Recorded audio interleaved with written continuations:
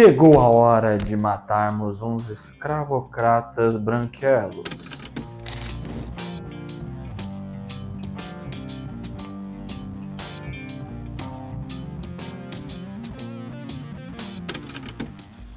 O ex-escravo Django faz uma aliança inesperada com um caçador de recompensas para caçar criminosos e resgatar sua esposa de um cruel fazendeiro. Kill people. And they give you reward. Se eu não me engano, a primeira vez que eu assisti esse filme foi numa época onde acabou sendo o terceiro filme que eu tinha assistido do Tarantino. Eu acredito que eu tinha uns 16, 17 anos e eu lembro que eu havia me apaixonado por esse filme em todos os aspectos, mesmo entendendo muito pouco de cinema, sabendo de pouquíssimas técnicas, não sendo muito interpretativo. Eu só sabia que eu tinha adorado aquele filme e que até então eu já sabia do nome Tarantino, só que eu não imaginava que era de um nível tão alto. Eu acredito que esse, juntamente com Kill Bill, juntamente com Bastardos Inglórios, atinge o ápice do trabalho, dos projetos do Quentin Tarantino, e eu sou apaixonado. E assim, olha só, porque no vídeo do Bastardos Inglórios eu tinha dito pra vocês que o Tarantino ele tava assumindo uma empreitada nova, então ele tava saindo ali de uma certa, vamos colocar assim, zona de conforto, de ficar abordando histórias que se passam entre gangsters, entre máfia, entre grupos criminosos, e começou a dar uma explorada em contextos históricos e aplicando uma certa releitura. Aqui nós temos também mais uma história se passando em um contexto histórico, mais especificamente os tempos antes de se iniciar a Guerra Civil Americana, um contexto de escravidão e que é mostrado, é exposto de uma forma Quentin Tarantino, porque sim, Bastardos Inglórios, nós fomos nutrindo essa raiva, esse posicionamento antagonista contra os antagonistas nazistas, contra o Hans, contra o nazismo, contra o Hitler, por conta de todas as atrocidades feitas, tanto na história real quanto as que nós presenciamos no filme. Aqui, esse ódio é contra os escravocratas, é contra os racistas, e o Tarantino, juntamente com o seu grupo de roteiristas, ele escreve, ele conduz a história de uma forma onde nós acompanhamos a verdadeira trajetória de ascensão do Django em si, desde escravo, que não entende de absolutamente nada, de que, pelo menos nesse filme, não se tem muita ideia assim do background dele, mas que ele cresceu talvez como escravo, teve a oportunidade de se relacionar ali, de ter uma esposa, inclusive, só que até então ele não tinha todo o conhecimento que o coadjuvante Dr. Schultz, esse personagem que é interpretado pelo Christopher Waltz, que retorna aí de Bastardos Inglórios e que novamente arrasa com o seu personagem. O Dr. Schultz vem e agrega conhecimento, agrega a evolução do nosso protagonista, que sai de um Zé Ninguém, sai de um verdadeiro acorrentado, tanto pela sua ignorância, quanto também pela ignorância e crueldade dos outros, e passa a ser um cara que ele fica encarando os branquelos, e ele tá, mano, se você peitar, ele peita de volta, e ele te deixa ali um buraco ali no seu estômago, viu? Olha, cara, é satisfatório ver a evolução e o desenvolvimento do Django, é satisfatório você ver que esse cara, ele sai um posicionamento tanto quanto indefeso. Ele é um cara que ele fica assustado no início, é um cara que ele tá conhecendo as coisas, ele não tinha conhecido o sabor de uma cerveja, por exemplo, se não fosse aí pelo Dr. Schultz ter apresentado essa maravilha, por assim dizer, e aí ele vai evoluindo, ele vai, junto com o Dr. Schultz, ele vai meio que adquirindo uma independência, ele vai adquirindo uma ousadia contra as pessoas que se opõem a ele, contra as pessoas que o julgam, uma ousadia que se mistura a revolta que ele já previamente tinha por ser o escravo. O que acontece é que nós vemos aqui o Dr. Schultz ele dando as ferramentas e dando conhecimento para que ele não seja apenas um homem livre em termos de papel naquela época, certo? De você comprar ali, isso como se fosse uma carta de alforria ali, certo? De você garantir um documento que garantia a sua liberdade, mas não só deixar o cara livre em termos burocráticos, mas aqui, principalmente, ensinando ele a ler, ensinando a escrever, e toda essa técnica, todo esse conhecimento que é ensinado por Django se mistura a essa revolta, a essa raiva que torna ele um protagonista que talvez você, assim, não se assemelhe muito a ele, mas aí é que tá. O personagem ele é escrito de uma forma que você entende a revolta dele, você entende o antagonismo dele contra os escravocratas, contra os traficantes, os mercadores de pessoas negras, os mercadores de negros. Você entende a injustiça dele, porque até mesmo se você se coloque no lugar do personagem, você é um cara que acaba sendo separado da sua amada por conta da ignorância, da injustiça de outras pessoas. Isso já é um elemento que te faz ser cativado pelo personagem, apesar de ele ser durão, apesar de ele ser um tanto quanto, vamos colocar assim, antissocial.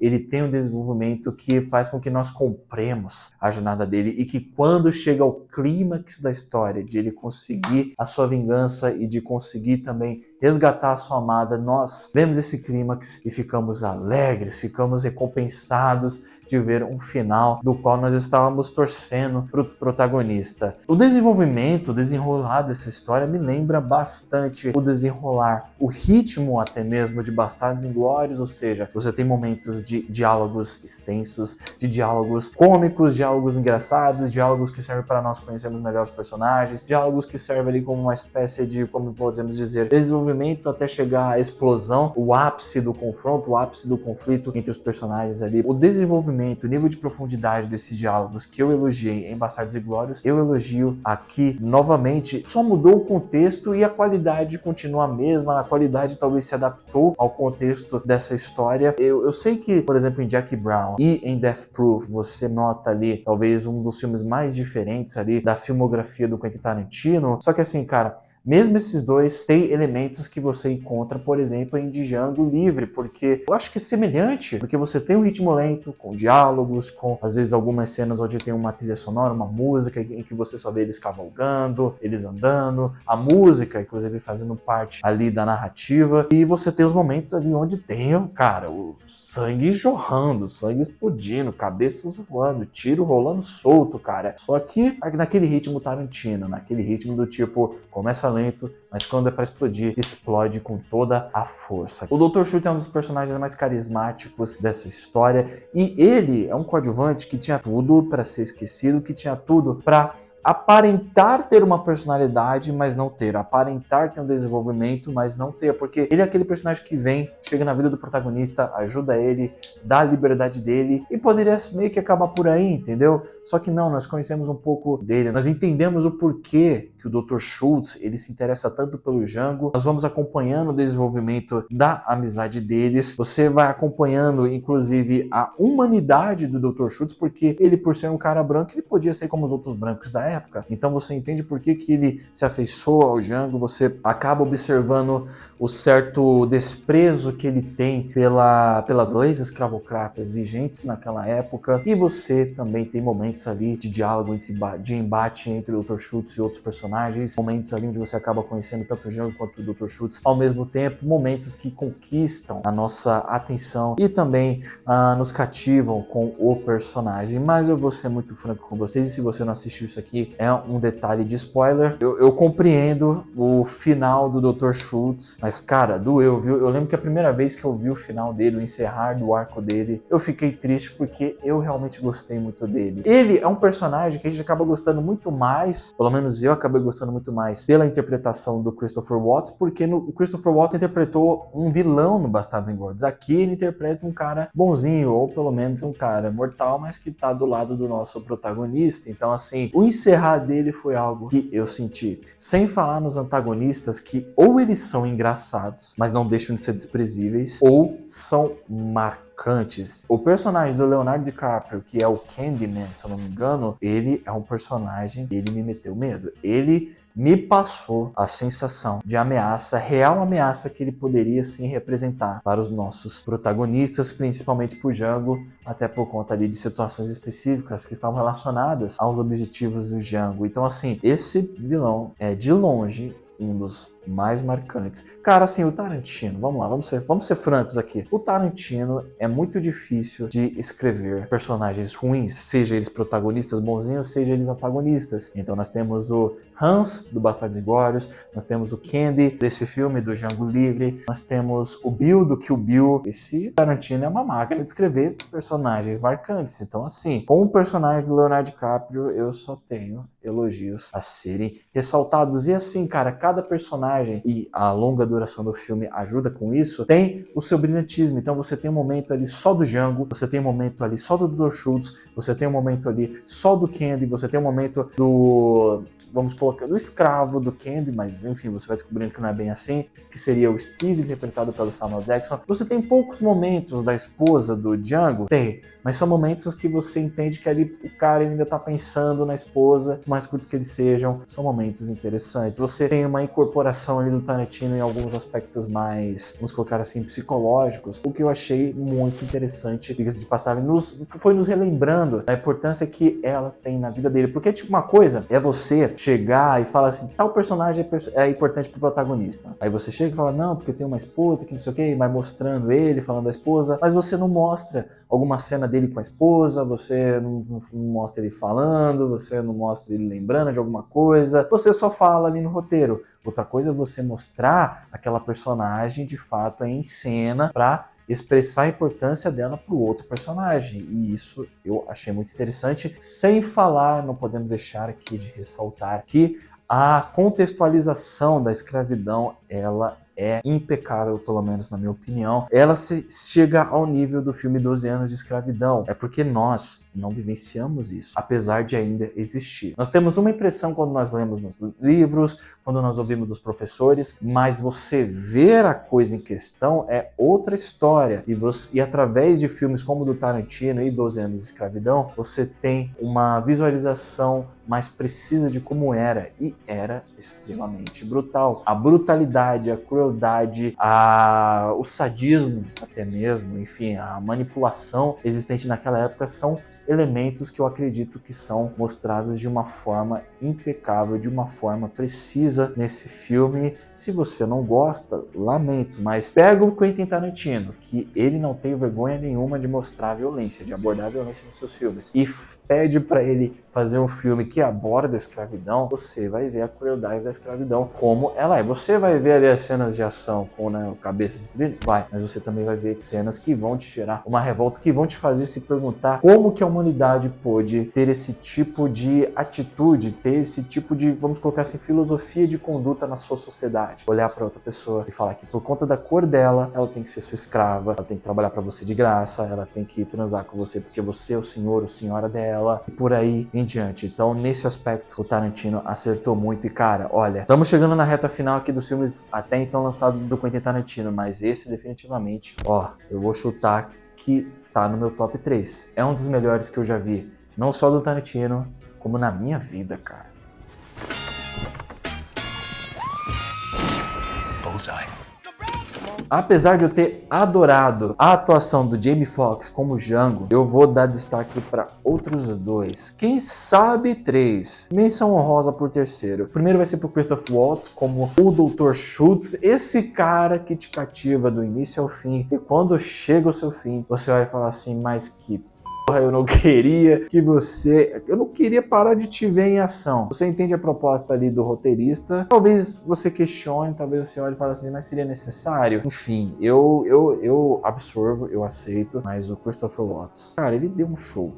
Que esse cara atua não tá escrito. O segundo destaque vai ser por Leonardo DiCaprio, que ele fez um vilão impecável, um vilão inesquecível, um vilão consagrado nos filmes do Tarantino, a princípio, pelo menos. Ok? Então, Leonardo DiCaprio, se você pesquisar na internet, você vai encontrar relatos de como ele se sentiu desconfortável em interpretar um personagem tão racista, por motivos óbvios. Assim como aqui no Brasil você tem termos que podem ser considerados pejorativos, termos racistas, nos Estados Unidos a mesma coisa. Então, o Leonardo DiCaprio tem alguns trechos onde ele falava que ele se sentia desconfortável em falar alguns termos, e aí o Samuel Jackson chegou pra ele e falou, cara, isso é só um trampo, isso é o nosso dia a dia, na verdade, uma coisa que estava acostumado, enfim. Cara, é muito bom ver o que o Leonardo Leonardo DiCaprio incorporou nesse personagem uma mistura de sadismo, de loucura, de cara doido, pirado, com crueldade. Assim, o cara é realmente doido porque o personagem dele aparentemente tinha um relacionamento amoroso com a própria irmã. Então assim, você mistura vários elementos que te fazem sentir um asco pelo personagem, mas aquele asco não no sentido de você achar aquele personagem horrível, de você não querer ver esse personagem, mas de você querer ver o vilanismo daquele personagem de tão bem escrito que ele foi,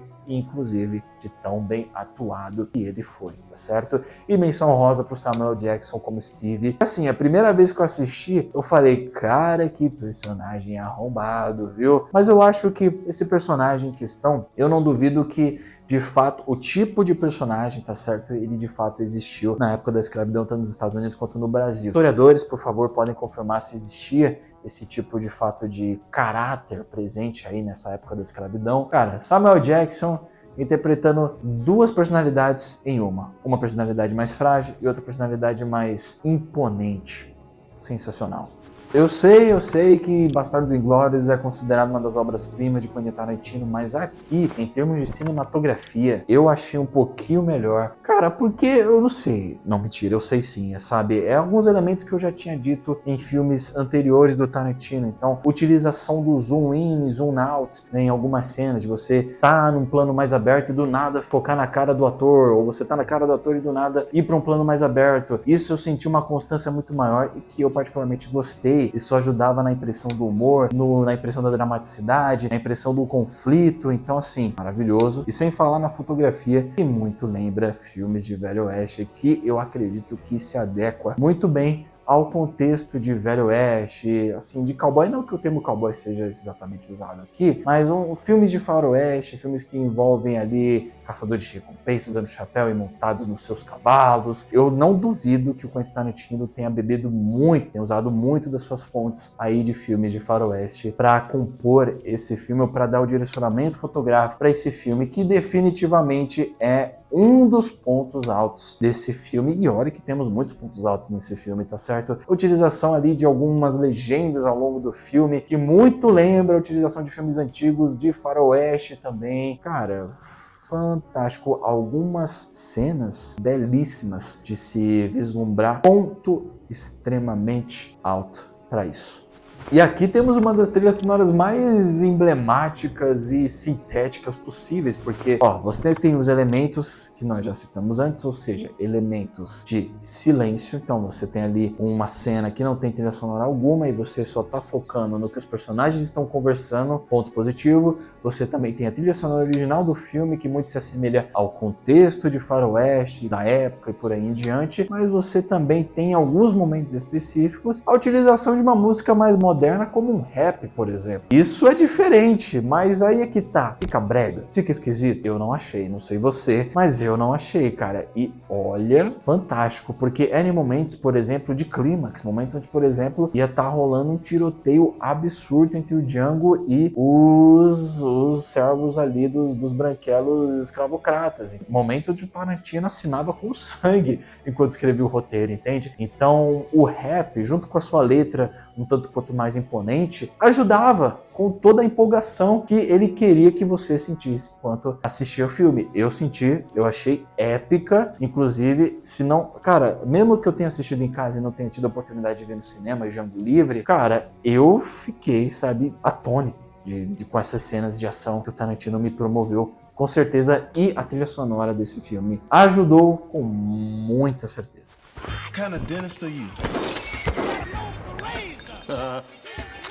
E Rockatents, que você recomenda Django Livre? Com certeza, você direto na lata aqui, está mais do que recomendado. Como eu disse antes, se em Bastardos Inglórios o Tarantino nos fez sentir mais raiva ainda dos nazistas, aqui ele nos faz torcer pela vingança de um ex-escravo contra os seus escravocratas. De uma forma épica, maravilhosa. Se você gosta dos filmes do Tarantino e ainda não assistiu, é um dever seu assistir. E o que eu tinha para falar sobre Django Livre era isso. Se você gostou desse vídeo, deixe seu like. Se você já assistiu, comenta aqui embaixo o que você achou. E se você ainda não assistiu, se pretende assistir, se inscreve aqui no canal para não perder os próximos vídeos. Muito obrigado pela sua atenção, pelo seu tempo. A gente se vê no próximo vídeo, no próximo filme do Tarantino. Grande abraço.